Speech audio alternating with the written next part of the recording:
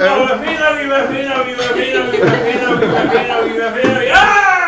Den geniale lille træk og slipformer, som vi tidligere har set i aftens anledning. Jeg dykker nu ned i de hellige fyrværker af næler og læser højt om træk og slipformen.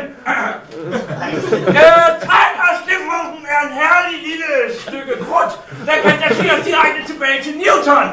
Newton har formentlig selv udviklet denne lille krudtkarl, og ifølge de hellige fyrværker af næler opfandt Newton træk og slipformen en eftermiddag, hvor han sad for tynden, efterfulgt af en dag, hvor han havde fået noget i hovedet.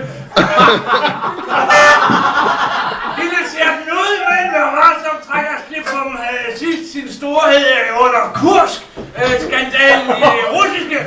Efter sigende havde en russisk kaptajn forvekslet trækker slip-fumpen med cisternen.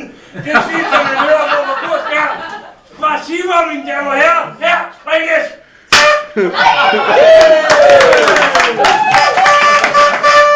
Vi går nu hurtigt videre til en ægte klassiker. Det drejer sig om drejebomben.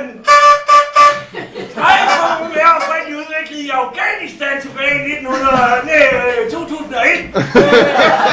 I Toravor-bjergene, hvor en ingeniør Osama hverken havde tændstikker eller lighter.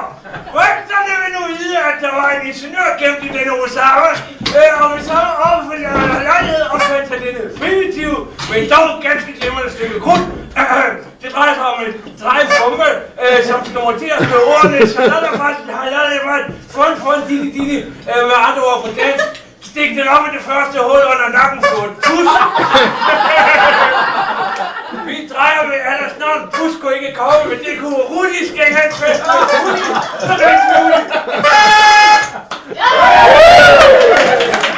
Vi skynder os videre til en af aftens mere festlige bomber.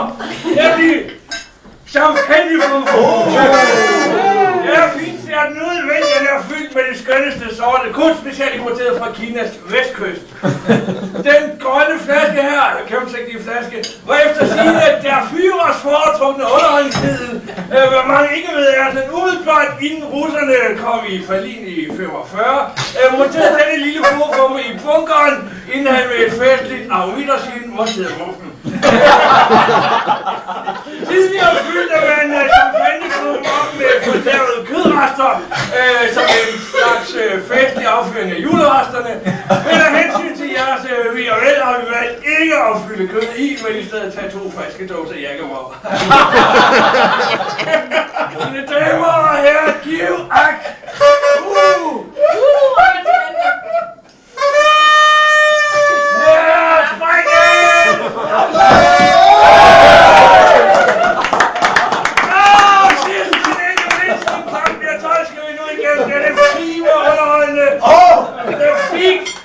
Explosion, også kendt som Hiroshima-sensationen. Vi har her gamle et stykke særdeles kraftigt sprængstof, et krudtent svar for Emil Jensen. Et stykke sprængstof i absolut uegnet for mindre børn, mænd, kvinder og folk med rødt hår. Mine damer og herrer, The Flag 2 Explosion bomben er blandt andet kendt fra Die Hard-filmene, og hvis Bruce Willis slider efter sine tinnitus og impotens, takket være denne lille fyr. Mine damer og herrer, vi startede med et lille knald, og vi ender nu med en stor eksplosion. Mine damer og herrer, en sønderformet lejlighed her i Dybelsgade en konsekvens efter denne lille fyr. Ikke under lampen! Lampen! For sidste gang i aften, jeg vil sige... Pas på håret! Her, strikkes, giv agt!